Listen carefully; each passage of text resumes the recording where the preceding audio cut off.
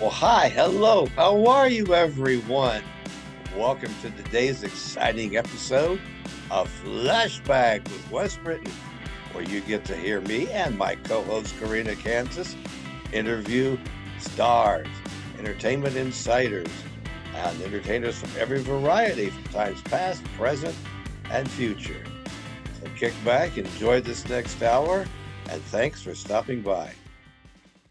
Hello, Edgar. Welcome. Are you ready to rock and roll? You betcha. Speaking of rock and roll and blues, I guess we need to bring that in there pretty quick.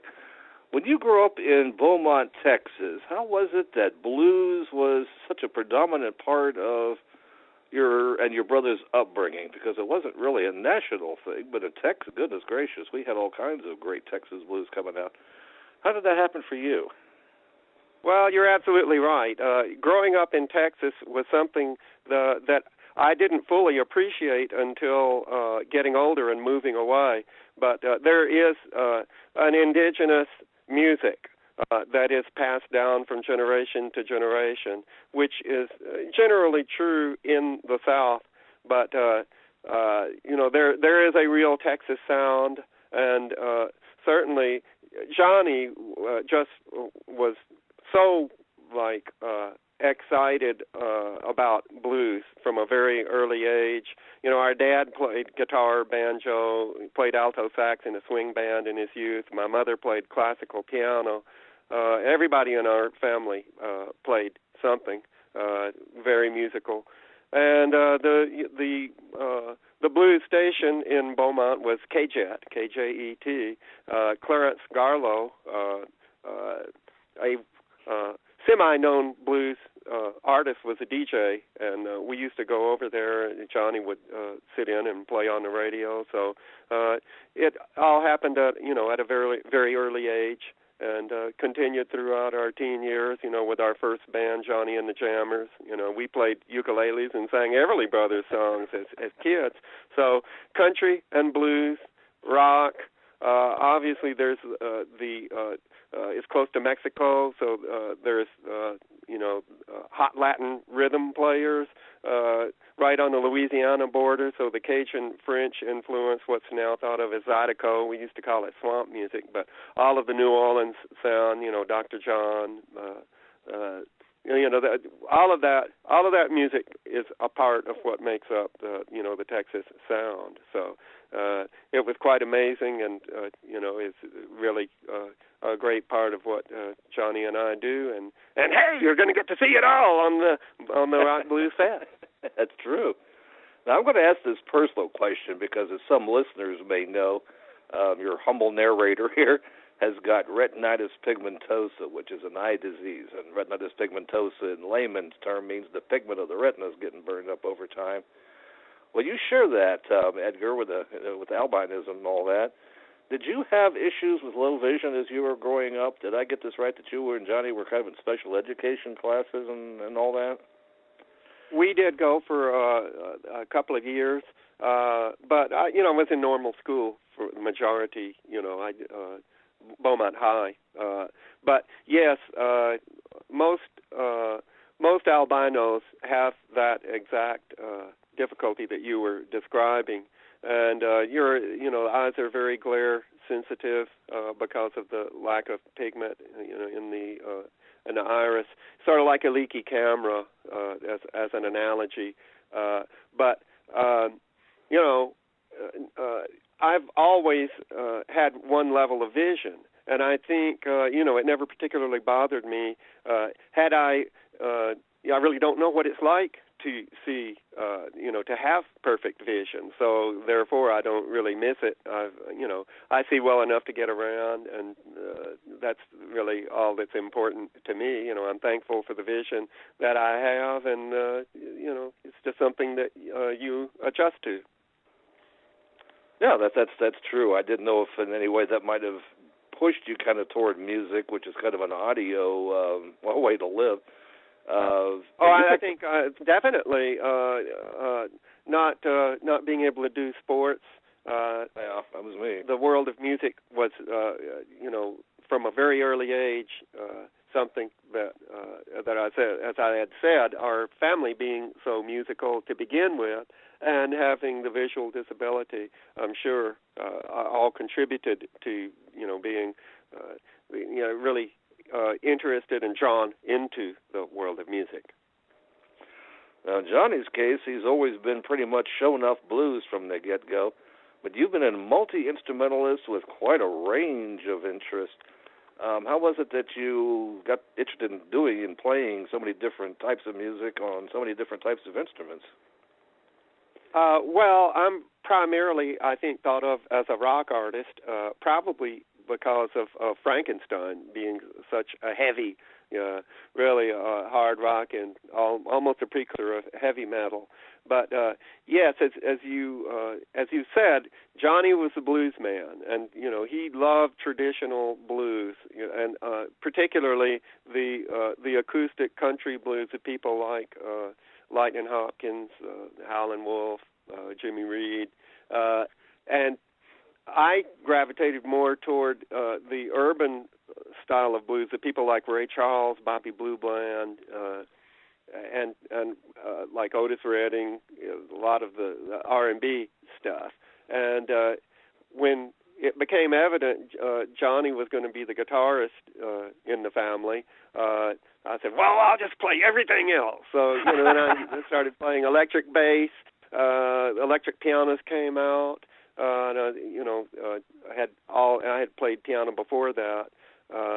And as I had said, my dad played alto sax in a swing band, and in my teens, I got really interested in the sax, and through that, in jazz. And I really loved Ray. Ray Charles was probably my most profound influence. And, my all-time musical hero is my brother, Johnny. And although I am thought of as a rocker, I love jazz, classical, blues, and rock, and we do a little of all of it in our show. I think of all of the acts, we're definitely pushing the envelope. It's just, I'm so excited to be doing this. I think it is an incredible lineup, and I'm so emotional every time I get to play with Johnny in particular. It brings back those early years, and it's just like something that I've been looking forward to, and I think you're all going to have just a fantastic, especially for all you guitar aficionados out there. You're going to get a real show that I think you'll never forget. Yeah, especially because three of you guys have been working together forever. How did you hook up with Rick Derringer, who produced your albums and was on many of them? Because he's another, the All-American boy. Yes, Rick was, we met in New York through our manager, Steve Paul, who had The Scene, which was a club in New York where everybody played the scene. I mean, you could see the Beatles, the Stones, Elton John, anybody that you can think of in the world of rock at that time jammed. I saw Johnny jam with Jimi Hendrix at the Scene, and we went out to a club called the Tarot, and Rick was playing with the McCoys, and I immediately recognized Rick as a kindred spirit, as I think did Johnny, even though he's from the Midwest, Ohio, Indiana area. He had obviously listened to a lot of the same music, and when I formed my first band, White Trash, the prevailing attitude with record companies in particular was that artists should have a producer. And I thought, well, if I'm going to have a producer, I don't want some old fat guy with a cigar, telling me what kind of music I should be playing. So I thought Rick would be the perfect person in that he understood the music and would let it be what it was. That was the beginning of our relationship, and he played in White Trash after the original guitarist Floyd Radford, and he played with the Edgar Winter group as at the end of that group after Ronnie Montrose, the original guitarist. So Rick and I, we I'm sure do at least 20 or 30 shows a year together, and we just played together in Ringo's band with Ringo and his all-star band, and we're looking forward to playing with Rick on this tour. Now, another gentleman from that Edgar Winter group era that I really wanted to talk about with you for a little bit was a guy named Danny Hartman. Now, it so happens I grew up in Harrisburg, and I remember doing light shows for Danny Hartman when he was with a little band called The Legends. They had a local hit with a song called Rock and Roll Woman, and then you guys covered it on Shock Treatment. How did you hook Shock up? Treatment, exactly. Yeah. That's right, yeah. How did you guys hook up? I never did get the story to that. Well, when I formed the Edgar Winter group, it was like a national talent search. I wanted a band. My first band, White Trash, was an R&B band composed of the guys that I grew up playing with. And when I put together the Edgar Winter group, the image I had in my mind was the quintessential all-American rock band, and I wanted everyone in the band to be like a star in his or her own right. We were all guys, as it turns out, but I was looking for people that not only that were great players, but could write and sing and contribute to the overall direction of the band.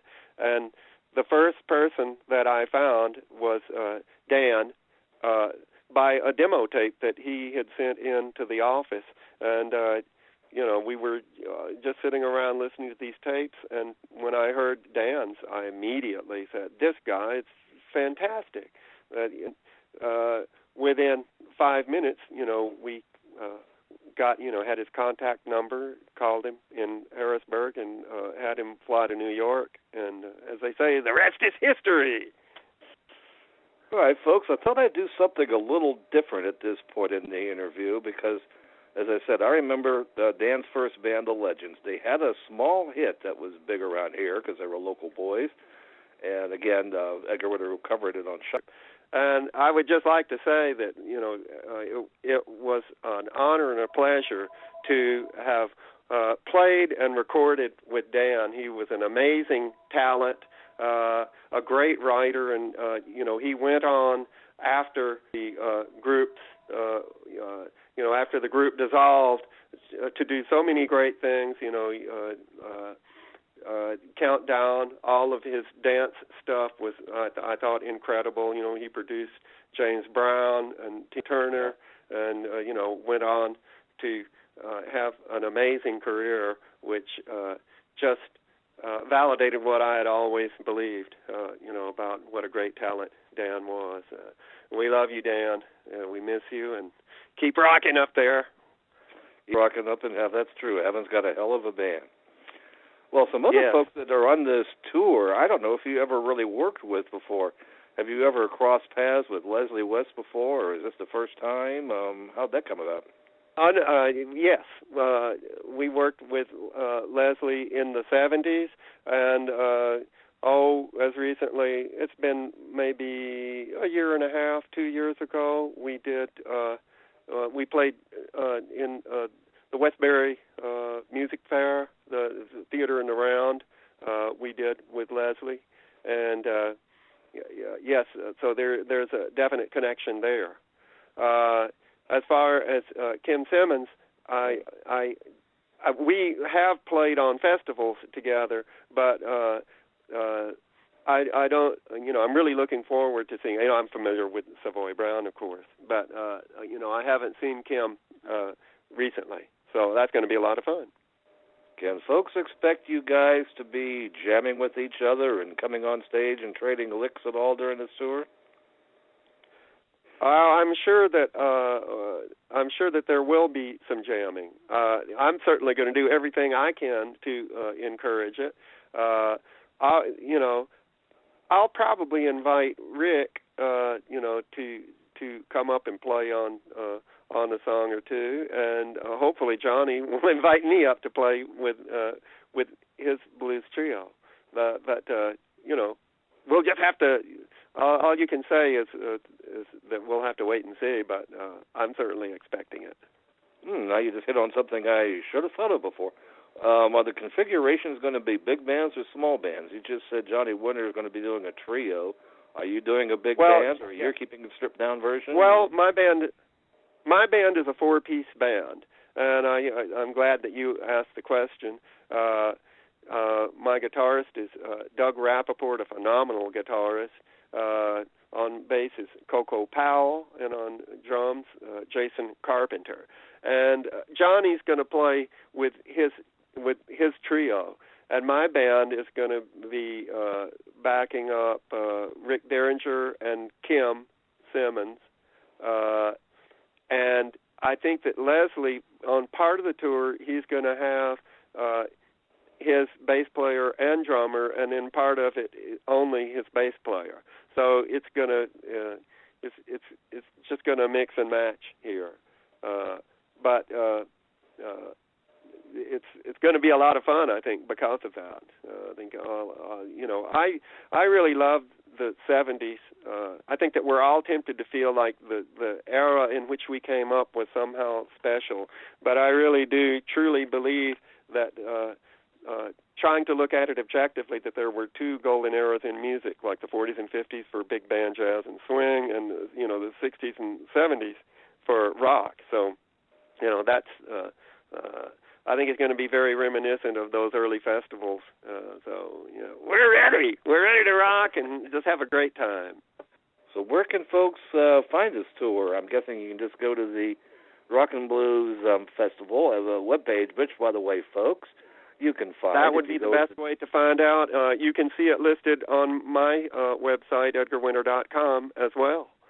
And as it's getting close to the end here, I'd just like to thank all my fans out there for their continued support in following my career, as well as that of my brother Johnny's and Rick Derringer's throughout all of these years. And it means the world to me to be able to get out there and do what I most love and see all of you out there having a great time. So we hope to see you on the Rock and Blues Fest, and get ready to rock and roll!